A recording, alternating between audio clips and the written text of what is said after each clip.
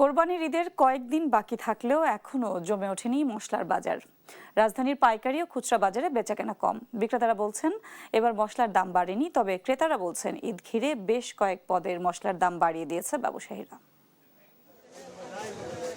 কোরবানির ঈদের আর মাত্র কয়েকদিন।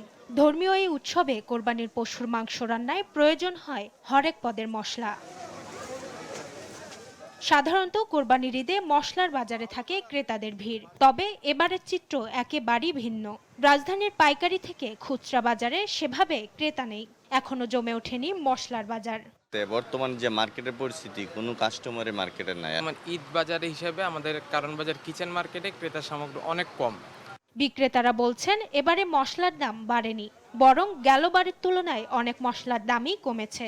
বাজারে প্রতি কেজি এলাচ ৪,৫০০ থেকে ৫,০০০ টাকা, আর দারুচিনি বিক্রি হচ্ছে ৪৮০ থেকে ৫০০ টাকায়।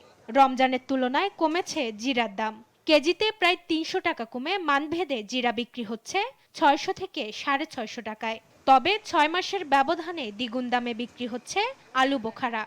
এলাচ ৪৪০০ টাকা কেজি, আচ্ছা বড় সাইজ ৪৬০০ টাকা, দারচিনি ৪৭০ টাকা কেজি, আর লবঙ্গ ১৪০০ টাকা কেজি, গোলমরিচ ১১৫০।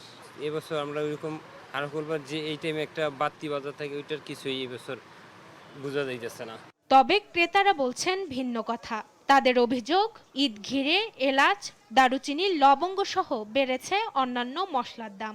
তো প্রতিটা মশলাই কিছুটা বেশি, এবং কি কাঠবাদাম, কাজু বাদাম প্রতিটাতে দাম বাড়ছে। সাধারণ ক্রেতাদের সাহায্যে কোনোটাই নাই, অনেক ঠিকানাও আর কি, বুঝেন না, না নিলে চলে না, এই আর কি।